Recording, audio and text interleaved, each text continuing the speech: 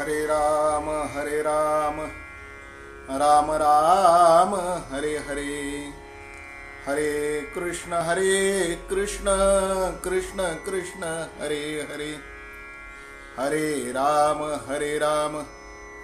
राम राम हरे हरे, हरे कृष्ण कृष्ण कृष्ण हरे हरे, हरे राम राम राम हरे हरे, हरे कृष्ण कृष्ण कृष्ण हरे हरे, हरे राम राम राम हरे हरे, हरे कृष्ण कृष्ण कृष्ण हरे हरे, हरे राम राम राम हरे हरे, हरे कृष्ण कृष्ण कृष्ण हरे हरे। पुंडलीक वरदा हरि विठ्ठल श्री ज्ञानदेव तुकाराम पंढरीनाथ भगवान की जय, गोपाल कृष्ण भगवान की जय, बोल भवानी की जय, सद्गुरुनाथ महाराज की जय, अनंत कोटि ब्रह्मांड नायक राजाधिराज यतिराज श्री गुरु स्वामी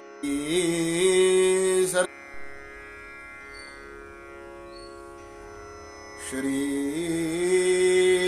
सरस्वत्यै नमः। श्री गुरुभ्यो नमः।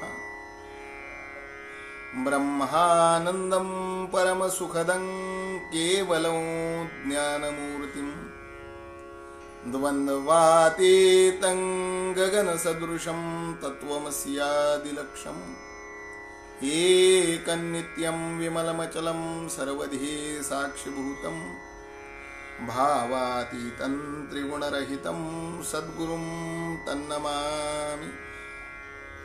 यं ब्रह्मा वरुणेन्द्र रुद्रमरुतः स्तुन्वन्ति दिव्यैस्तवैर् वेदैः साङ्गपदक्रमोपनिषदैर् गायन्ति यं सामगाः ध्यानानवस्थिततद्गतेन मनसा पश्यन्ति यं योगिनो यस्यान्तन्न विदुःसुरासुरगणाः देवाय तस्मै नमः। या कुन्देन्दुतुषारहारधवला या शुभ्रवस्त्रावृता या वीणावरदण्डमण्डितकरा या श्वेतपद्मासना या ब्रह्माच्युतशङ्करप्रभृतिभिः देवैः सदा वन्दिता सा मां पातु सरस्वती भगवती निःशेषजाड्यापः। ध्यायेन्नित्यं महेशं रजतगिरिनिभं चारुचन्द्रावतंसं रत्नाः कल्पोज्ज्वलाङ्गं परशुमृगवरार् भीतिहस्तं प्रसन्नं पद्मासीनं समन्तात् स्तुतममरगणैर् व्याघ्रकृतीं वसानं विश्वाद्यं विश्ववन्द्यं निखिलभयहरं पञ्चवक्त्रं त्रिनेत्रं रामाय रामभद्राय रामचन्द्राय वेधसे रघुनाथाय नाथाय सीतायाः पतये नमः। मनोजवं मारुततुल्यवेगं जितेन्द्रियं बुद्धिमतां वरिष्ठं वातात्मजं वानरयूथमुख्यं श्रीरामदूतं शरणं प्रपद्ये। सच्चिदानन्दरूपाय विश्वोत्पत्त्यादिहेतवे तापत्रयविनाशाय श्रीकृष्णाय नमो नमः। समचरणसरोजं सान्द्रनीलाम्बुदाभं जघननिहितपाणिं मण्डनं मण्डनानां तरुणतुलसीमाला कंधरं कञ्जनेत्रं सदयधवलहासं विठ्ठलं चिंतयामि। श्रींचा सदा वास गोदातिरासी गोंदेश्वराच्या गोविंदपुरीसी प्रार्थित असे दत्त दिगंबराला नमी तो तुम्हार पुणी पुष्पमाला। जयाचा जनी जन्म नामार्थ झाला, जयाने सदा वास नामात केला। जयाच्या मुखी सर्वदा नाम कीर्ती, नमस्कार त्या ब्रह्मचैतन्य मूर्ती। निशंक हो निर्भय हो मनारे, प्रचंड स्वामी बळ पाठीशिरे। अतर्क्यावधूत हे स्मरणगामी, अशक्य ही शक्य करीतील स्वामी। सर्व मंगल मांगल्ये शिवे सर्वार्थ साधिके, शरण्ये त्र्यंबके गौरी नारायणी नमोस्तुते। अथ कलिकल्म शाप हारिणी, तापत्रयोन्मूलिनी। अन्वितवज्जन मनोहारिणी, रम्या श्रीमद हरिविजयांतर्गत कथा संबंधिनी। अत्रत्र श्रोता वक्ता सावधान, तयास्माकं निवेदनम्। अनंतकोटि ब्रह्मांड नायक राजाधिराज यतिराज श्री गुरुस्वामी महाराज, गोपाल कृष्ण पंढरीश प्रभु पांडुरंग देवता शरणकमलेभ्यो नमोस्तुते। अवधूत चिंतन श्री गुरुदेव दत्त, पुंडलीक वरदा हरि विठ्ठल, श्री ज्ञानदेव तुकाराम पंढरीनाथ महाराज की जय। जय जय रघुवीर समर्थ। श्री गुरुदेव दत्त, सद्गुरुदेव दत्त, श्री गुरुदेव दत्त। श्री गणेशाय नमः, श्री केशवाय नमः। जय जय यदुकुळ कमल दिनकरा, दुरित कानन वैश्वानरा। दिती सुत मर्दन समरधिरा, आणि इंदिरावरा गोविंदा। श्री गुरुस्वामीरायांच्या कृपेने आणि प्रेरणेने गुरुकुल शिक्षा चातुर्मास चैतन्य साधना उपक्रमाच्या अंतर्गत श्री हरिविजय ग्रंथ वाचन, पारायण तथा कथा निरूपण या उपक्रमांतर्गत परत एकदा आपण सर्व साधू हृदयी सज्जन श्रोते आणि माझा सुसंवाद घडून येतो आहे। तुम्हा सर्व महेश मूर्ती सज्जन हृदयी श्रोत्यांच्या चरणारविंदी विनम्र प्रार्थना करतो आणि आजच्या श्री हरिविजय कथा निरूपणाला प्रारंभ करतो। आजवर गुरुकुल शिक्षा यूट्यूब चॅनल वरून आणि गुरुकुल शिक्षा फेसबुक पेज वरून आपण हरिविजय कथा निरूपण करतो आहोत। दुसरा अध्याय आपला हरिविजय कथा निरूपणाचा चालू आहे। कालच्या आणखीन त्या ठिकाणी कथा निरूपणामध्ये आपण वसुदेव देवकी विवाह आणखीन त्या ठिकाणी वर्णन श्रवण केलं। या विवाहामध्ये अचानक विघ्न उद्भवलं, आकाशवाणी झाली आणि त्या आकाशवाणीनं कंसाला सांगितलं। बरं का, आकाशवाणीनं गर्जना केली आणि कंसाच्या दुष्कृत्यांचा आणखीन परिणाम स्वरूप देवकीच्या उदरी जो 8वा गर्भ जन्माला येईल तो तुझा काळ ठरेल अशी आकाशवाणी करताच कंसानं मात्र खड्ग उपसलं। बरं, कंसे शस्त्र उपसिले, देवकीच्या मानेवरी ठेविले, अन करुणास्वरे ते वेळे देवकी बोले बंधुसी। बरं का, देवकीच्या मानेवर ते शस्त्र ठेवलं, आणखीन त्या ठिकाणी कंसाशी संवाद साधायला सुरुवात केली। अरे तू कंसा माझा बंधू प्रसिद्ध, काय देखीलासी सख्या अपराध, अनकारे करीतोसी माझा वधन, बंधुराया सुजाणा, बारे तू माझा कैवार्या। देवकी करुणा स्वरानं आणखीन त्या ठिकाणी विलाप करू लागली। बरं, त्या देवकीची ती अवस्था उग्रसेनानी पाहिली आणि देखोनी देवकीची करुणा, अश्रू आले जनांच्या नयना, परम खेद उग्रसेना दुःखार्णवी बुडत असे। त्याला देखील मोठं दुःख झालं उग्रसेनाला. जाहला एकची हाहाकार, रडती समस्त नारी नर, अनरथाखाली शूरसेन कुमरन, उडी टाकोनी पातला. आणि वसुदेवानं रथाच्या खाली उडी टाकली महाराज. येवोनी धरी कंसाचा हात, म्हणे स्त्री वधिता पाप बहुत, या पापासी नाही गणितन धर्मशास्त्री बोलिले. कंसा, स्त्री हत्येचं पातक माथ्यावरती घेऊ नको. त्या खड्गाचा आणखीन जो घाव देवकीच्या मस्तकावरती कंस घालणार होता, आपल्या हाताने कंसाचा तो हात घट्ट धरला. वसुदेवाने सांगितलं, धर्मशास्त्रामध्ये आणखीन त्या ठिकाणी स्त्री हत्येचं मोठं पातक आहे, हिचा काहीच अपराध नाही, हिचा वध करू नका. म्हटले काय पातक आहे स्त्री हत्येचं? श्रीधर स्वामींनी हरिविजय ग्रंथाच्या 2ऱ्या अध्यायात सांगितलंय. ऐका, म्हणाले, एका स्त्री हत्येचं पातक किती आहे? एक रथभरी वधिता किडे, एक मेष वधाचे पाप घडे, आणि शत मेष मारिता पडे, एक वृषभ हत्या पई. शत वृषभ वधिले, एक गो हत्येचे पाप घडले, 100 गोवधाऊनी आगळे, आणि ब्रह्महत्येचे पाप पई. शत ब्रह्महत्यांचे पाप जाण, एक स्त्री हत्ये समान, अन कंसराया तू परम सुजाण, स्त्रीदान मज देई. बर का? म्हणले एक रथ भरून कीटक मारल्यानंतर एका मेषवधाचं पाप लागतं. मेष म्हणजे मेंढा.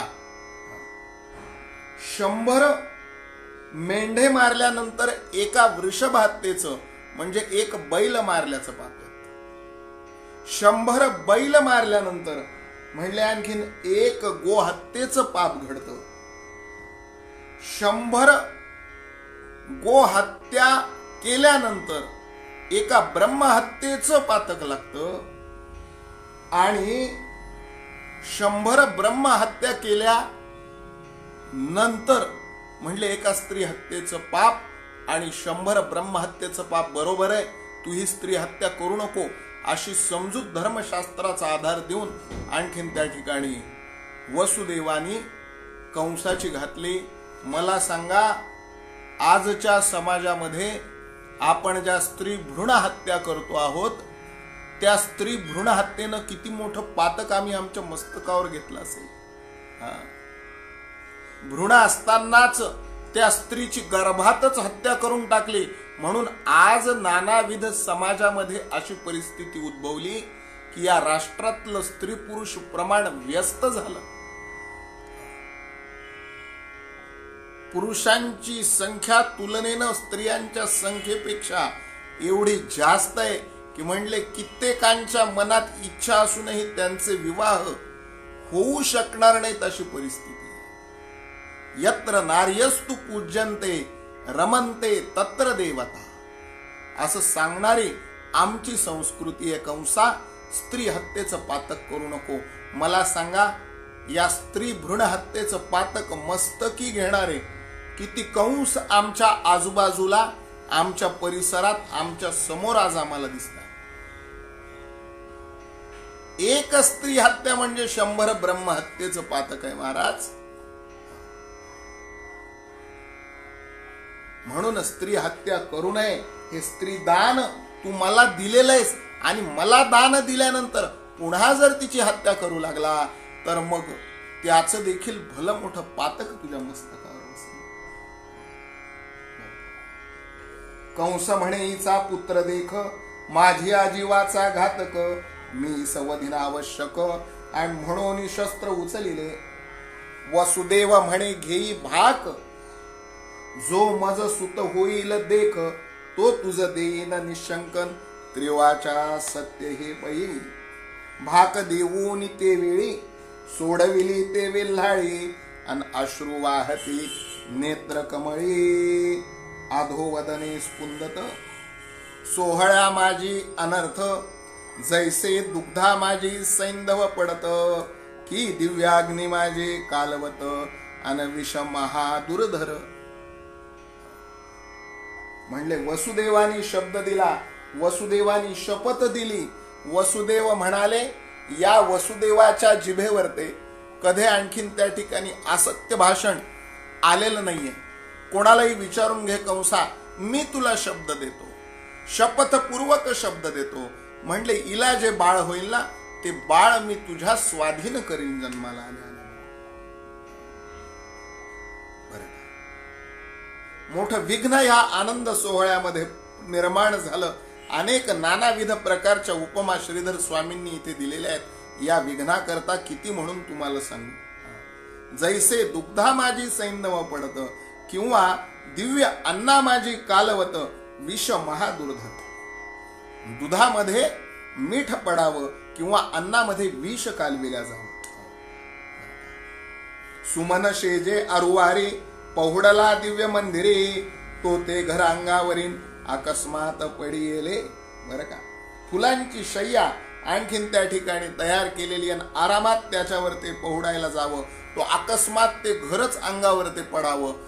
या पद्धतीचं विघ्न या आनंदमय मंगलमय विवाह सोहळ्यात या आकाशवाणीनं निर्माण केलं महाराज. बरं का, की द्रव्याचा घट लाधला, म्हणून कर आत घातला, तो तेथ भुजंग प्रकटला, तेणे डंखिले क्षण मात्रे. म्हणले सोन्याच्या मोहरांनी भरलेला हांडा घरात ठेवलेला होता. त्याच्यातल्या सोन्याच्या मोहरा काढण्यासाठी आतमध्ये हात घातला, तो आतमध्ये भुजंग बसलेला होता. सोन्याच्या मोहरा हातात येण्याऐवजी त्या भुजंगाने हाताला दंश केला महाराज. अकस्मात असं विघ्न वसुदेव देवकीच्या लग्नामध्ये निर्माण झालं. आधावया जाता निधान, तो विवशी पडे गळा येऊन, आणखी उपजता वैराग्य तत्वज्ञान प्रारब्ध आडवे धावत. बरं का, फार सुंदर आणखीन त्या ठिकाणी उपमा दिलेल्या आहेत. म्हणले निधान साधायला जाताना, निधान म्हणजे गुप्त धनाचं प्राप्त करण्याकरता प्रयत्न करावेत, गुप्त धन प्राप्त करण्याकरता प्रयत्न करावेत.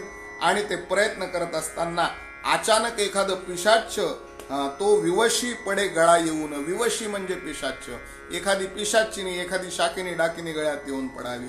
किंवा उपजता वैराग्य तत्वज्ञान प्रारब्ध आडवे धावत. म्हणले परमार्थ साधकांसाठी त्यांच्या अंतःकरणामध्ये ज्या वेळेला वैराग्य तत्वज्ञानाचा उदय होतो ना, त्यावेळेला अचानक त्यांचं प्रारब्ध आडवं येतं. महाराज, वैराग्य धारण करायला कोणाला नकोय, कोणाला काम क्रोध आणखीन त्या ठिकाणी यांचं शमन दमन करायला आवडणार नाही. आणि ब्रह्मज्ञानाची प्राप्ती, ब्रह्मानुभवाची आणखीन त्या ठिकाणी जिज्ञासा पूर्ण करायला आवडणार नाही. पण ज्या साधकांच्या, ज्या मुमुक्षूंच्या अंतःकरणात हे वैराग्य तत्वज्ञान निर्माण होतं ना, नेमकं त्यांचं प्रारब्ध आडवं येतं, त्यांची परमार्थ साधना पूर्ण होत नाही. श्रीमद भागवतामधलं अत्यंत सुंदर उदाहरण इथे देता येईल जड भरतांचं. बरं का, सगळी तपश्चर्या पूर्ण झाली होती. 11 वर्ष 11 महिने 29 दिवस आणि आणखीन त्या ठिकाणी 23 तास. बस तेवढा 1 तास जर निभावला असताना तर 12 वर्षाची एक तपश्चर्या भरतांची पूर्ण झाली असती. भरतांचा उद्धारच झाला असता जर ते हरणाचं पाडस आणि तो हरणीचा प्रसंग घडला नसता. की उपजता वैराग्य तत्वज्ञान आणि प्रारब्ध आडवे धावतन. प्रारब्ध आडवं आलं म्हणा आणखीन त्या ठिकाणी. आणि जन्मोन जन्म घ्यावे लागले. हरणाचा ध्यास लागला ना, हरणाच्याच जन्माला गेले. किती म्हणून उदाहरणं द्यायची या आणखीन त्या ठिकाणी दृष्टांतासाठी, या सिद्धांतासाठी किती दृष्टांत द्यायचे. तैसे कंसे केले ते वेळा, कैचे साडेन कैचा सोहळा. आणि भगिनी शालका उभयत आला, बंदी शाळे रक्षिले. म्हणले तोपर्यंत आम्हाला जाऊ देऊ नकोस वापस, आम्हाला इथेच ठेवून घे.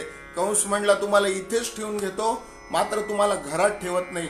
तुमची व्यवस्था स्वतंत्र आणखीन त्या ठिकाणी वेगळ्या अतिथीगृहात, म्हणले अतिथीगृहात नव्हे नव्हे कारागृहात बंदी शाळेत करतो. आणि वाजत गाजत ज्यांची मिरवणूक निघाली होती तिचे कशाचे साडेन, कशाचे सोहळे, कशाचं सुन्मुख, कशाचं लक्ष्मीपूजन महाराज. हातापायामध्ये शृंखला आणखीन त्या ठिकाणी अडकविण्यात आल्या. प्रारब्ध मोठं विचित्र असतं महाराज. बरं का, ज्या दिवशी प्रभू श्रीरामचंद्रांना राज्याभिषेक होणार होता, राजवस्त्र परिधान करायची होती आणि राजसिंहासनावर ते बसायचं होतं, प्रारब्ध आडवं आलं आणि राजवस्त्राऐवजी वल्कल परिधान करायला लागलं. तद्वत वसुदेव देवकीचा सुखाचा आनंदाचा संसार ज्या क्षणी सुरू होणार होता ना, त्या क्षणी बंदी शाळेमध्ये दोघांना आणखीन त्या ठिकाणी पाठवण्याची व्यवस्था झाली महाराज. उभयता ते मग ठेवी बंदी शाळे, उभयता ते मग ठेवी बंदी शाळे, रक्षणार्थची बैसवी द्वारपाळे, उभयता ते. दोघांची रवानगी बंदी शाळेत करण्यात आली आणि नानाविध प्रकारचे हिंसक शस्त्र हातात घेतलेले द्वारपाळ त्यांच्यावर ते पहारा देण्याकरता दिवस रात्र उभे राहिले महाराज. ज्याचा पुत्र जगन निवास असता त्याच्या पदी शृंखला. देवाचा बाप आणि देवाची आई होणं एवढं सोपं आहे का? अहो, मुळात देव होणंच सोपं नाही. टाकीचे घाव सोसल्याशिवाय देव पण येत नाही महाराज, दगडाला सुद्धा. यांना तर प्रत्यक्ष अनंत कोटी ब्रह्मांडाच्या नायकाला जन्म द्यायचा होता. साधी गोष्ट आहे का? चणे खावे लोखंडाचे, मग तो ब्रह्मपदी नाचे. बरं का? अहो, साधी भाकरी जरी खायची म्हणली ना आपल्याला तव्यावर ते भाजून, आमच्या बहिणाबाई म्हणतात, अरे संसार संसार जसा तवा चुल्यावर, आधी हाताला चटके तेव्हा मिळते भाकर. साधी एक भाकरी खाण्यासाठी आधी हाताला चटके खावे लागतात, त्याच्यानंतर ती भाकरी तयार होते. मग 2 घास सगळ्यांच्या पोटात गेल्यानंतर महाराज आमच्या पोटात ढकलता येतात. इतकं सोपं आहे का देवाला जन्म देणं? ज्याचा पुत्र जगन निवास असता त्याच्या पदी शृंखला. ज्याचा पुत्र जगन निवास असता का प्राण शोके दिला. जे जे देवाचे आई वडील झाले ना, त्यांना त्यांना म्हणाले आणखीन त्या ठिकाणी आपल्या प्रारब्धाची कठीणतम अशी परीक्षा द्यावी लागली. ज्याचा सारथी जगन निवास असता तो का विराटा घरी. जो पृथ्वीच्या विश्वाच्या ब्रह्मांडाच्या पाठीवरचा एकमेव नर आणि ज्याचा सारथी स्वयमेव नारायण अनंत कोटी ब्रह्मांडाचा नायक, तो अर्जुन प्रारब्धाच्या आणखीन त्या ठिकाणी टप्प्यामध्ये आल्यानंतर त्याला देखील बृहन्नडा होऊन विराटाच्या दरबारामध्ये ताता थैया करत नाचावं लागलं महाराज. एकमेव नर आहे अर्जुन. बरं का? त्याला देखील बृहन्नडा बनावं लागलं. ज्याचा सारथी जगन निवास असता तो का विराटा घरी. तस्मात प्राक्तन दैव हेच बलवान, लल्लाट रेषा. बरं का? विधीने जो लेख कपाळावरती लिहून ठेवलेला आहे ना, तो कोणालाही खोटा नाही ठरविला. वसुदेव देवकीला बंदी शाळेमध्ये टाकलं. शृंखला त्यांच्या हातापायामध्ये घालण्यात आल्या. शृंखला घालून उभयता प्रती रक्षण दृढ ठेवी भोवती. जैसे चंदनासी रक्षितीन महाभुजंग सर्वदा. बरं का?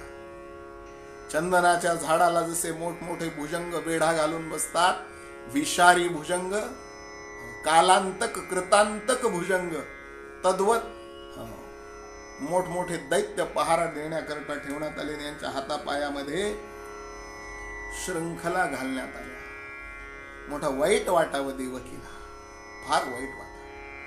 दिवस रात्र रडावं देवकीनं. तिच्या डोळ्याच्या अश्रूची धार खंडत नव्हती महाराज. बरं का. दिवसा मागून दिवस जाऊ लागले. बंदी शाळेमध्ये दोघांनाही टाकलं आणि ऐसी कंसे केली करणी तव देवकी जाहली गर्भिणी अन परम चिंता वाटे म्हणीन तव ते प्रसूती जाहली हो. ज्या वेळेला पहिल्यांदा गर्भवती देवकी राहिली असेल, विचार करा, तिला आनंद झाला असेल का तिला दुःख झालं असेल त्या बंदी शाळेत. देवाची आई होणं एवढं सोपं आहे का? उगीच नाही, तिच्या पायावर ते डोकं ठेवण्याचा पहिला मान तिला दिला महाराज. बरं का. जिला भगवान आई म्हणाल, बरं का, ज्या आईच्या आई पदाचं वर्णन कवींनी युगानुयुग केलं. स्वामी तिन्ही जगाचा आई विना भिकारी. काय वाटलं असेल देवकीला पहिल्यांदा गर्भ राहिल्यानंतर? अहो, आई होणं एवढं सोपं नाहीये हो. आणि त्यातले त्यात देवाची आई होणं तर त्याहून कठीण. प्रचंड आणखीन त्या ठिकाणी धास्तावलेली, दडपणामध्ये असलेली, भीतीच्या सावटाखाली असलेली देवकी पहिल्यांदा गर्भवती राहिली. कसले डोहळे, कसला आनंद, कसलं डोहाळे जेवण, कसले सोहळे महाराज. बरं का. तिला अत्यंत चिंता अंतःकरणात वाटावी. वसुदेवांनी सांगावं, चिंता करू नकोस. ज्या वेळेला परम संकटाच्या सावटाखाली जीव सचिंत होतो ना, त्यावेळेला जीवाने चिंताच करू नये, काळजीच करू नये. वसुदेवानं म्हणावं, अगं काळ ज्याच्या पुढे जी करतो त्याची तू कशाला काळजी करतेस? बरं का. तू चिंता करू नकोस, तू चिंतन कर महाराज. चिंता ही अशी आहे ना, चिंता आणि चिता या दोन शब्दांमध्ये फक्त एका अनुस्वाराचा फरक आहे. चिता काय करते? चिता मृतदेहाला, प्रेताला जाळते आणि चिंता जिवंत माणसाला जाळते. म्हणून माणसाने चिंता करू नये, चिंतन करावं, चिंतन करावं. वेदशास्त्रांनी सांगितलंय, हे मी नाही सांगत तुम्हाला. संसारातला जो जीव आहे ना, त्याला कायम कसली न कसली चिंता लागती. त्या संसारी जीवाला वेदशास्त्रांनी सांगितलंय भगवंताचं चिंतन करायला. आसोनी संसारी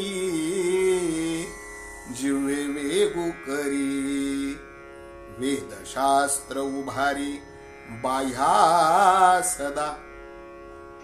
हरिमुखे म्हणा,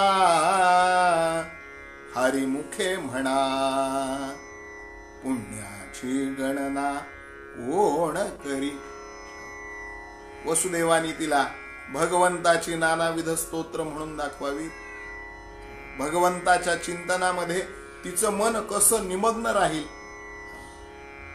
त्या अंधार कोठडीमध्ये, त्या कराल बंदी शाळेमध्ये वसुदेवांनी देवकीला समोर बसवावं, तिला सांगावं, चिंता करू नकोस, चिंतन कर. भगवान खूप बलवान आहेत. कंसासारखे कितीतरी चिलट त्यांनी मारलेले, तू काळजीच करू नको म्हणले. भगवान एवढा बलवान आहे ना, भगवंतासारखी कर्तुम अकर्तुम अन्यथा कर्तुम अशी शक्तीच कुणाची नाहीये. तिच्या मनाचा निर्धार वाढवावा महाराज वसुदेवांनी. भगवंताची नानाविध चरित्र, भगवंताच्या लीला, भगवंताचे गुण, भगवंताचं नाम सारखं तिच्या कानावर ते पडेल अशी व्यवस्था आणखीन वसुदेव करायचं. ते तिला म्हणायचे, असं धैर्य सोडू नकोस देवकी, तुला देवाची आई बनायचंय ना, धीर सोडू नकोस. धीर धरी, धीर धरी, धीर धरी, धीर धरी, जागृत गिरिधारी, जागृत गिरिधारी धीर धरी धीर धरी धीर धरी धीर धरी होसी का भय कंपित धरिसी का शंका होसी का भय कंपित होसी का भय कंपित धरिसी का शंका वाजत से गाजत से वाजत से गाजत से तयाचाच डंका वाजत से गाजत से वाजत से गाजत से तयाचाच डंका ऐसा दाता थोर ऐसा दाता थोर ऐसा दाता थोर कुंजवन विहारी धीर धरी धीर धरी धीर धरी धीर धरी धीर धरी धीर धरी जागृत गिरिधारी जागृत गिरिधारी धीर धरी धीर धरी धीर धरी धीर धरी. आता तो जागृत आहे बरं का, मोठा दाता आहे तो, त्याचं चिंतन कर. त्याने कुणाकुणाला काय नाही दिलं, ज्याने त्याचं चिंतन केलं त्याला. आढळपदी अंबरात बसविले ध्रुवाला, संकटात पीतांबर दिला द्रौपदीला हो दिला द्रौपदीला. संकटात पीतांबर दिला द्रौपदीला. किती जणांवर त्याने आपली करुणा केली नाही, आपल्या करुणेचा वर्षाव केला नाही. धीर धर, शांत चित्तानं भगवंताचं चिंतन कर. तिच्या अंतःकरणाला धीर द्यावा महाराज वसुदेवांनी. ऐसे कंसे केली करणी, तव देवकी जाहली गर्भिणी. अन परम चिंता वाटे म्हणीन तव ते प्रसूत जाहली होऊन तिची प्रसूती झाली महाराज. जाहला प्रथमची पुत्र, परम सुंदर सुनेत्र. अन बाळ घेऊन पवित्र मुख पाहिले वसुदेवे. मग वसुदेव बोले वचन, बाळा तुझला आहे रे मरण. अन देवकीचे आसुवे नयनन भरले तेव्हा सद्गत. वसुदेव म्हणे प्रमाण, कंसासी दिधले भाकदान. अन देवकी म्हणे नेऊन आयुष्य द्यावे स्वामिया. वसुदेवे उचलिले बाळ, भडभडा वाहे अश्रू जळ. तो कंसासी कळले तात्काळन, आणवी बाळ क्षण मात्रे. तो देवकी म्हणे वसुदेवा, तुम्ही पुत्र तेथे न्यावा. अंजरी कृपाली बंधुवान तव येवढे सोडिल. बाळ घेऊन वसुदेव चालिला, परम मुखचंद्र उतरला. अन पायी तैसीच शृंखला, वाजे खळखळा चालता.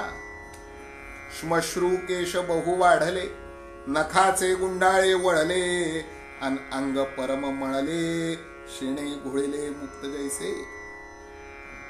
बर का, प्रसूत झाली देवकी. त्या बाळाचं मुखावलोकन वसुदेवानं केलं. किती आनंद झाला असेल वसुदेवाला देवकीला. महाराज, आनंद झाला का दुःख झालं हो?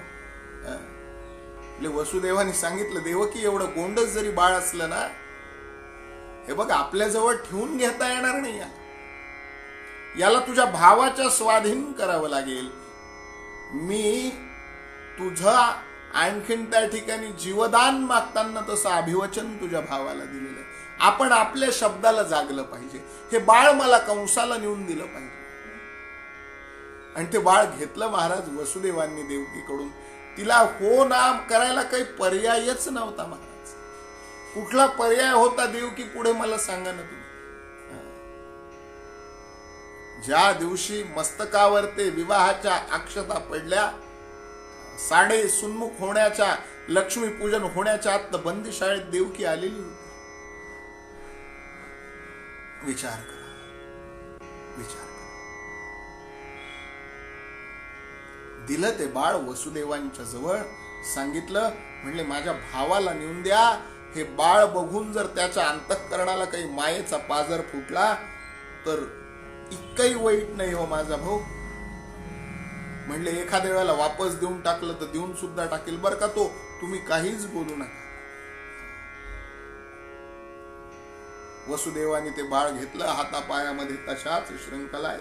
हातामध्ये ते बाळ घेतलं. वसुदेव कंसाला देण्याकरता निघाले.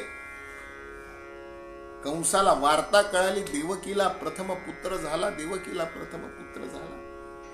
धावला महाराज बंदीशाळेकडे.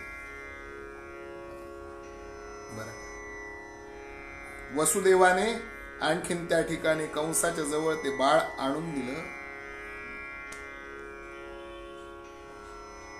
मागे पुढे रक्षिती सेवक, कंसापाशी आणले बाळक, अनराया पुढे ठेविले देखन, शूरसेन सुते ते वेळी.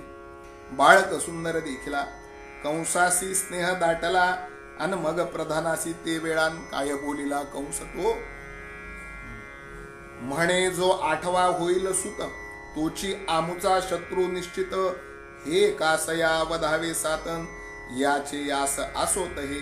कंस म्हणे वसुदेवा, हा आपुला तुम्ही बाळ न्यावा, मुख्य आम्हासी आठवा द्यावा, आणि तो मीच वधीन स्वहस्ते. ऐसे ऐकताच उत्तर, परतला शूरसेन कुमार, मनी म्हणे नवल थोरन खळासी उपजला सद्भाव. म्हणे गोड कैसे जाहले हलाहल, जात वेद कैसा जाहला शीतळ, अन पन्नगाच्या मुखीचे गरळण, सुधारस तुल्य जाहल. ते बाळ आणखीन त्या ठिकाणी कंसाच्या समोर ठेवलं. गोंडस बाळ, गुबगुबीत बाळ, शुद्ध सात्विक बाळ, एखाद्या गुलाबाच्या उमललेल्या फुलासारखं टवटवीत त्याचं ते गाल, हातपाय हलवणार ते बाळ. हसरा त्या बाळाचा चेहरा पाहिला महाराज. बरं का, मोठा आनंद झाला. कंसाला सुद्धा म्हणले मी मामा झालो. हो म्हणले कंसा तू मामा झालास. हे बघ ना तुझा पहिला वाचा, हे बघ मी तुला वचन दिलं होतं ना, माझ्या वचनानुसार तुझ्या ताब्यात आणून. राजसभेमध्ये हातामध्ये तशा, हातापायात तशाच श्रृंखला आहेत वसुदेवाच्या. आजूबाजूला रक्षक दैत्यगण आहेत. कंसाला देखील मोठं प्रसन्न वाटलं त्या बाळाकडे बघून. आपल्या प्रधानाला म्हणाला, का हो? म्हणले आपल्याला आठवा मारणार आहे ना. हो म्हणले, मग हे आधीचे 7 कशाला मारायचे? वसुदेवा, हे बाळ घेऊन जा तुमचं तुम्हाला. 8वा मात्र मला आणून द्या.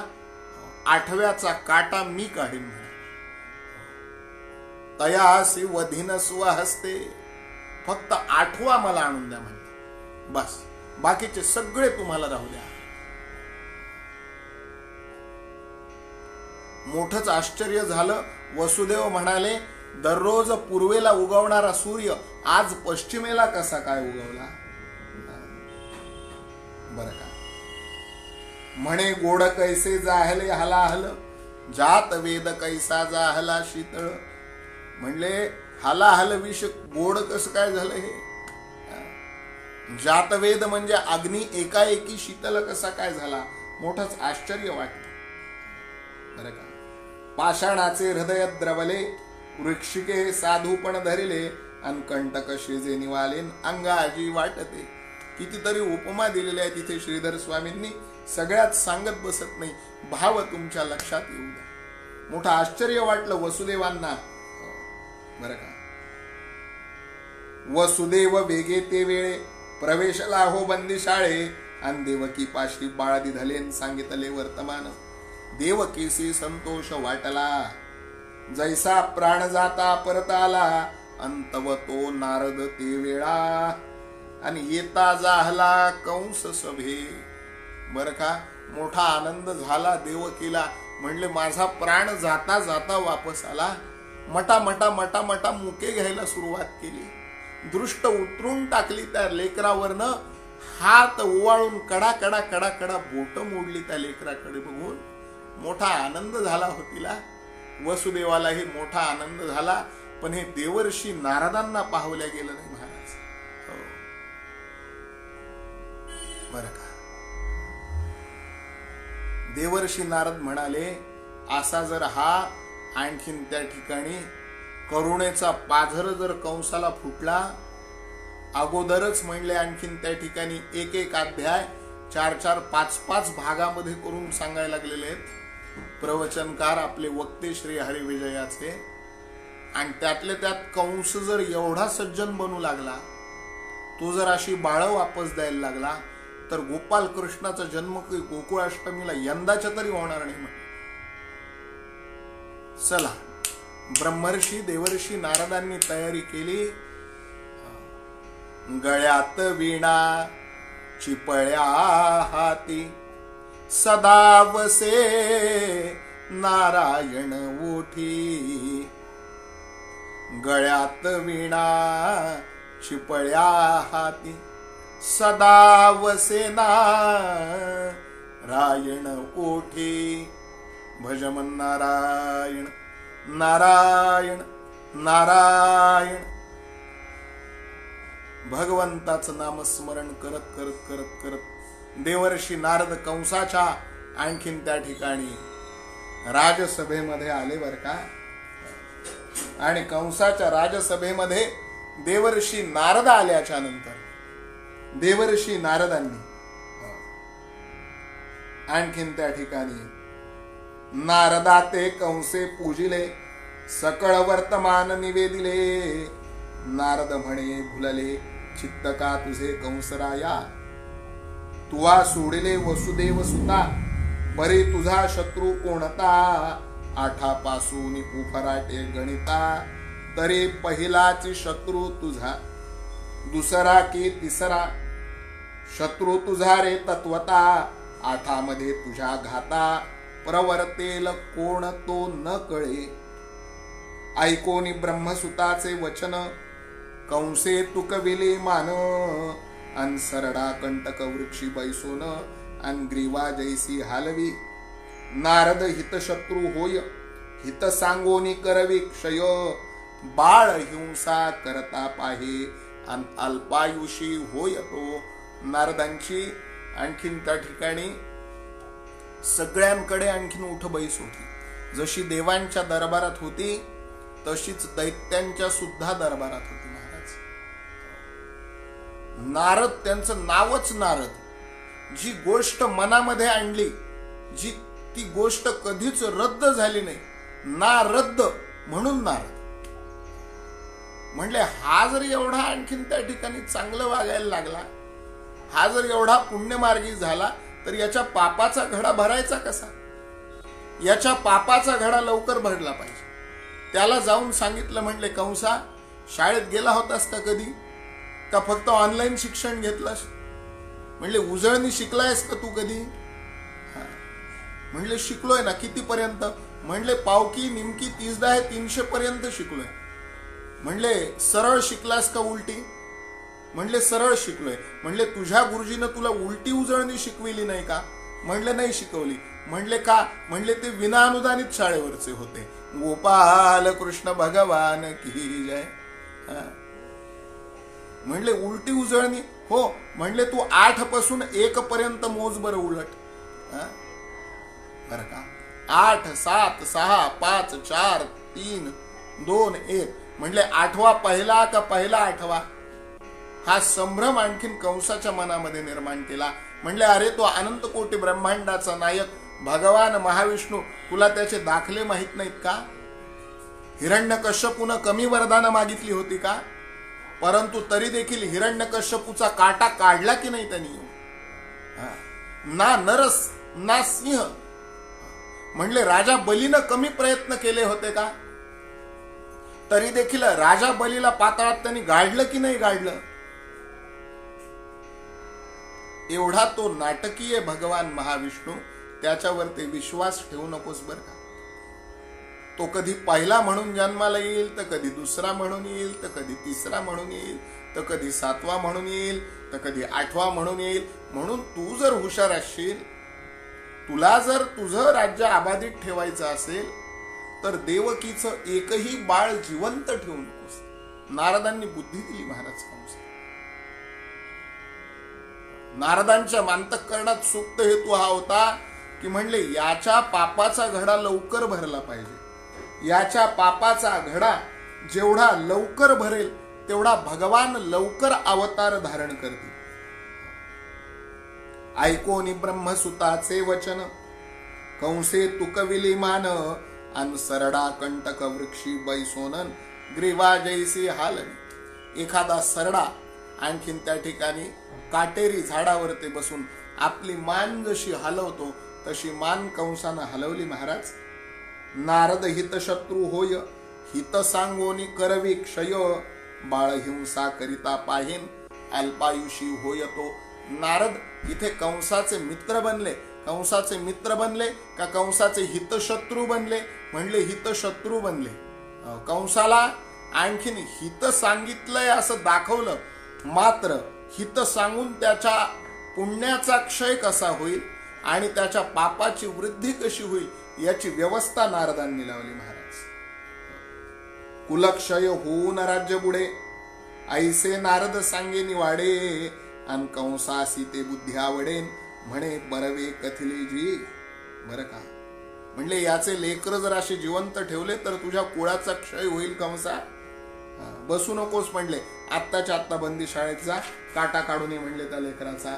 कंस क्रोधे धाविन्नला, बंदी शाळे माझी आला, अंजैसा तस्कर संचरला, धनाढ्याचे निजगृही, की देवाची ये घरी रिघे श्वान, की मूषक बिळी व्याळ दारुण, की होम शाळे माझी माळीन अंत्यज जैसा पातला. बरं का, क्रोधानं धावत आला बंदी शाळेमध्ये. म्हणले जसा एखाद्या धनाढ्य आणखीन माणसाच्या घरामध्ये दरोडेखोर ज्या त्वेषानं शिरतो त्या त्वेषानं बंदी शाळेमध्ये कंस. ऐसा बंदी शाळे माझी आला, देवकीसी काळची भासला, बाळ हृदयी दृढ धरिला, अन आच्छा दिला निज पल्लवे. म्हणले कंस आलेला पाहून आपल्या हृदयाशी घट्ट बाळाला धरलं, आपला पदर बाळावर ते झाकू लागली देवकी महाराज. कोठे गे कोठे बाळ म्हणून बोले चांडाळ, देवकी म्हणे तू स्नेहाळन बंधुरा या सुजाणा, ओटी पसर मलान वदन, एवढे दे मज पुत्र दान, आणि म्हणून धरिले चरणन बंधुरा या सुजाणा. कंसे बळे हात घालूनी बाळ धरिला दृढ चरणी, आणि एरी आरडत पडे धरणी, आणि केळी जैसी चंडवाते. द्वारी होती चंडशीळ, तिजवरी निर्दयी आपटिले बाळ, आणि ते छिन्न विच्छिन्न झाले तात्काळ, पक्व फळा सारी. खूप प्रयत्न केला देवकीनं आपल्या बाळाला वाचविण्याचा. हात जोडू लागली, पदर पसरू लागली, बाळाचं जीवदान मागू लागली. जीवदान द्यायला आता तो कंस काय पूर्वीचा राहिला होता का? तो आता नारदांची आणखीन त्या ठिकाणी सांगितलेली वाणी कृतीत आणण्याकरता आलेला कंस होता महाराज. बरं का, नारदांच्या गादीचं फार मोठं महत्व आहे. नारदांच्या गादीवरून जी वाणी बोलल्या जाते ना, ती वाणी आणखीन त्या ठिकाणी कृतीतच येत असते. म्हणून नारदासारख्यांना आपलं हितशत्रू बनविण्याकरता उद्युक्त होईल असं तरी दुराचारी माणसांनी वागू नये. कीर्तनकारांनी जर ठरवलं ना, हा देश जर कोणी स्वतंत्र केला असेल ना, तर दामोदर हरी चाफेकरांसारख्या कीर्तनकारांनी स्वतंत्र केलेला देश. बरं का,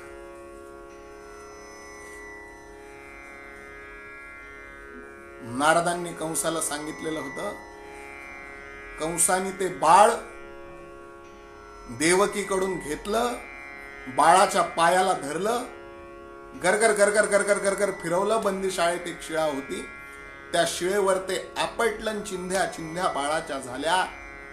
बाळाच्या काय देवकीच्या हृदयाच्या झाल्या, वसुदेवाच्या हृदयाच्या झाल्या. तिथे उभे असलेले जे दैत्य द्वारपाळ होते त्यांना देखील करुणेचा पाझर फुटला, परंतु कंसाला करुणेचा पाझर फुटला नाही महाराज.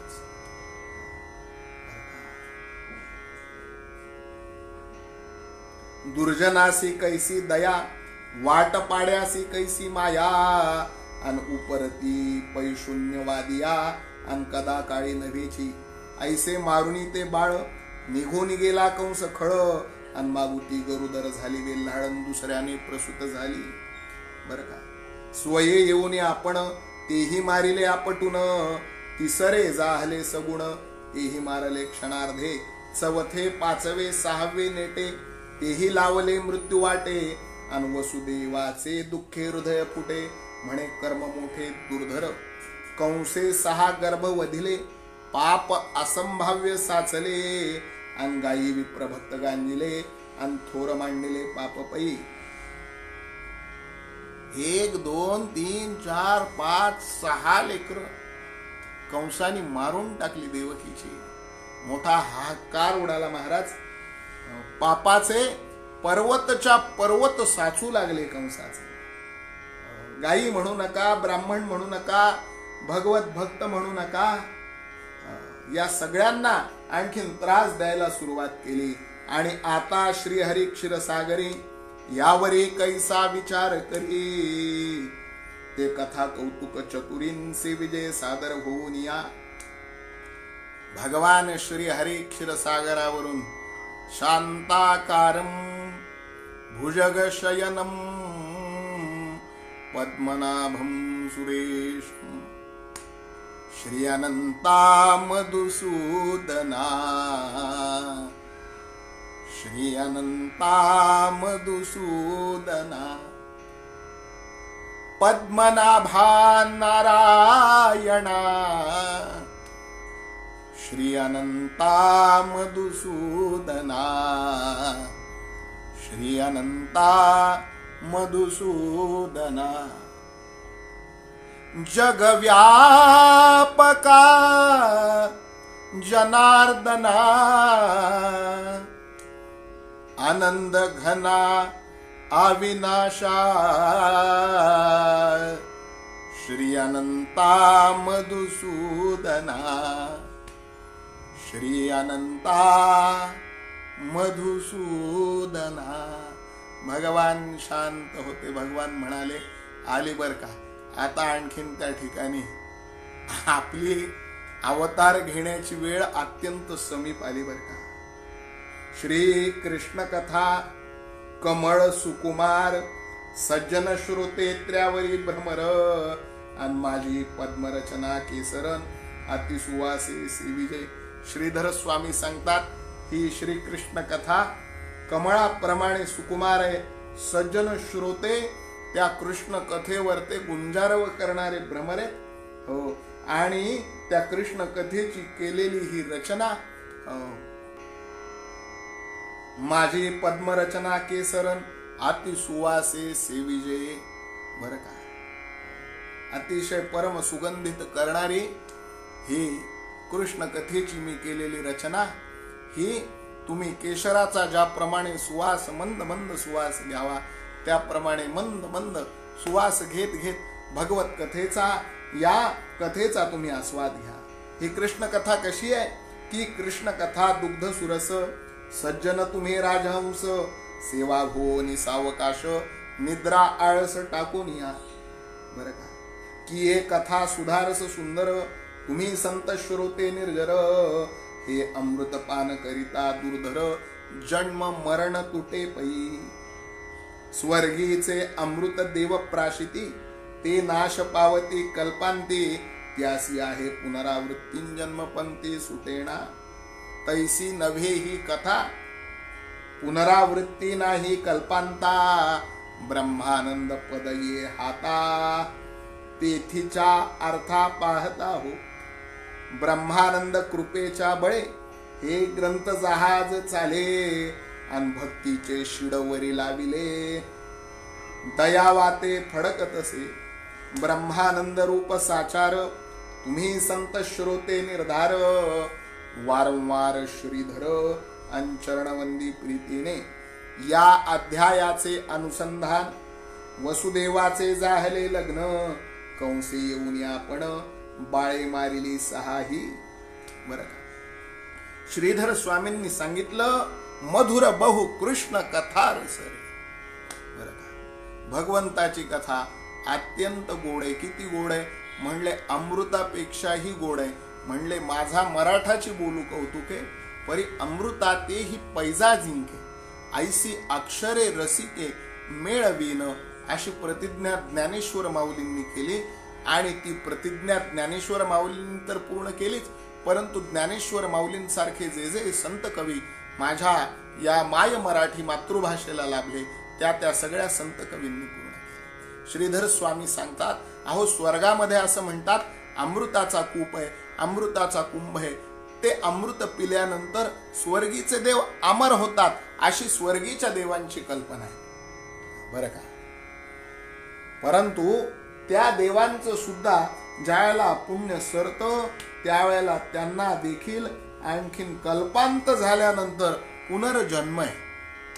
परंतु माझी ही कृष्ण कथा अशी आहे की ही कथा ऐकल्यानंतर तैसी नव्हे ही कथा पुनरावृत्ती नाही कल्पांता आणि ब्रह्मानंद पद हे आता आणि तेथीच्या अर्था पाहता हो. म्हणले माझी ही कथा त्या अमृतापेक्षा श्रेष्ठ आहे. त्या अमृतासारखी जरी असली तरी त्या अमृतापेक्षा श्रेष्ठ आहे. म्हणले ते अमृत जर तुम्ही प्राशन केलं स्वर्गीचं तर कल्पांताला परत तुम्हाला मरण आहे. ब्रह्मदेवाला देखील कल्पांत आहे. बरं का, म्हणून आमचे नामदेवराय म्हणाले आकल्प आयुष्य व्हावेत या कुळा माझी आस कळा हरीच्या दासा नामा म्हणेत या असावे कल्याण ज्यामुखी निधान पांडुरंग नामा म्हणेत या असावे कल्याण. अकल्प आयुष्य कोणाला? श्री हरीच्या भक्तांना. म्हणले या कथेचं अमृत जर तुम्ही सेवन केलं, या कथेच्या अर्थाचं रसास्वादन जर तुम्ही केलं तर तुम्हाला जन्म मृत्यूच्या फेऱ्यातून मुक्तता आहे.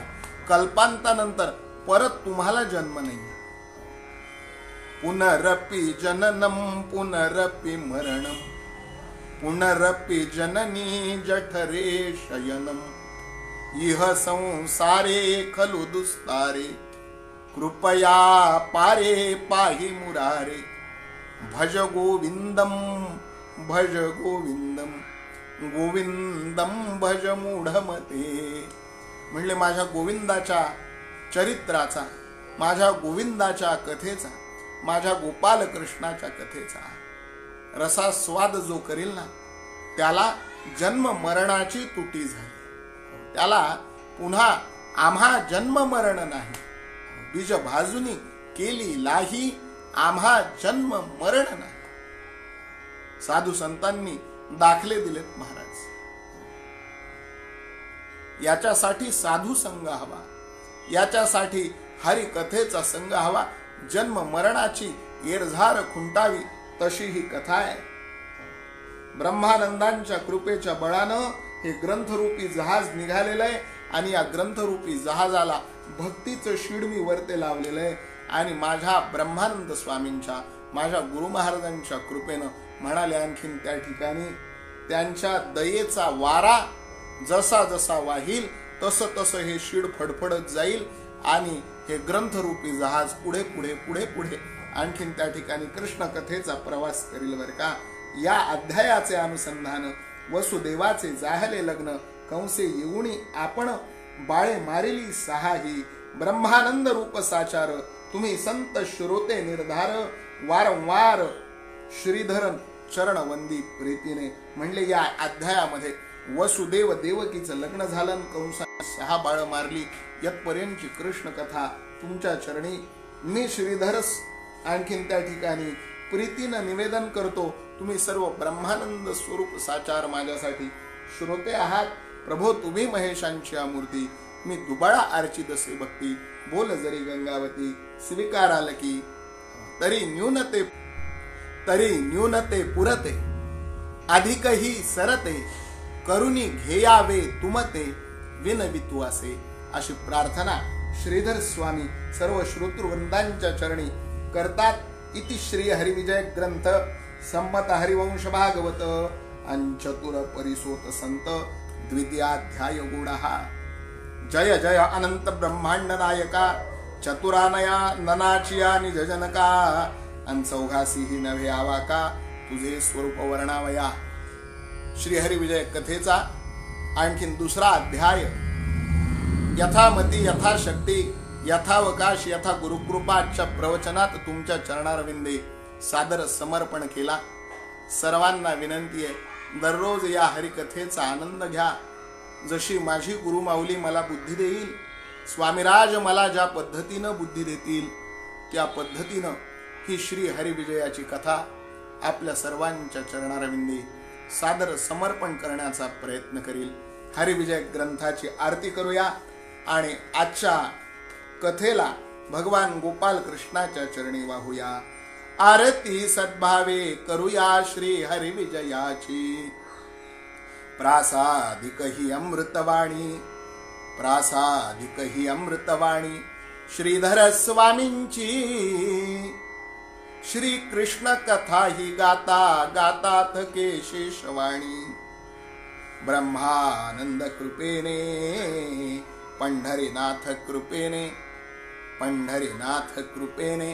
ब्रह्मानंद मोक्षदानी. पुराणांतरी कृष्ण कथा श्री व्यासे वर्णियली. पांडुरंगे श्रीधर कवीच्या कानी सांगितली. श्री हरिविजयाने तृप्त होती वाचक अनश्रोते. आर्त जिज्ञासू अर्थार्थी अन तसेच हो ज्ञाते. पंचप्राणे ओवाळली हो आरती या ग्रंथा. माझे मी पण गळून पडले श्री हरीच करता. आरती सद्भावे करूया श्री हरिविजयाची. प्रासादिक ही अमृतवाणी श्रीधर स्वामींची. आरती सद्भावे करूया श्री हरिविजयाची. घालेन लोटांगण वंदिन चरण डोळ्यांनी पाहिन रूप तुझे. प्रेमे आलिंगिन आनंदे पूजिन भावे वाळीन म्हणे नामा. त्वमेव माता पिता त्वमेव बंधू सखा त्वमेव विद्या द्रविणं त्वमेव सर्वं मम देव. कायेन वाचा मनसेन्द्रियैर्वा बुद्ध्यात्मना वात् प्रकृती स्वभावा. करोमि यद्य सकलं परस्मै नारायणायति समर्पयामि. अच्युतं केशवं रामनारायणं कृष्ण दामोदरं वासुदेवं हरिं. श्रीधरं माधवं गोपिकावल्लभं जानकीनायकं रामचन्द्रं भजे. हरे राम राम राम हरे हरे. हरे कृष्ण कृष्ण कृष्ण हरे हरे. सर्वेऽपि सुखिनः सन्तु सर्वे सन्तु निरामयाः. सर्वे भद्राणि पश्यन्तु मा कश्चित् दुःखमाप्नुयात्. काले वर्षतु पर्जन्य पृथिवी सस्यशालिनी. देशोऽयं क्षोभरहितो ब्राह्मणाः सन्तु निर्भयाः. अपुत्राः पुत्र नश्यन्तु पौत्रणाः. अधनाः सधनाः सन्तु जीवेत शरदशतं. पुंडलीकवरदा हरिविठ्ठल श्री ज्ञानदेव तुकाराम माऊली ज्ञानेश्वर महाराज की जय. राजाधिराज प्रभु रामचंद्र भगवान की जय. गोपाल कृष्ण भगवान की जय. बोल भवानी की जय.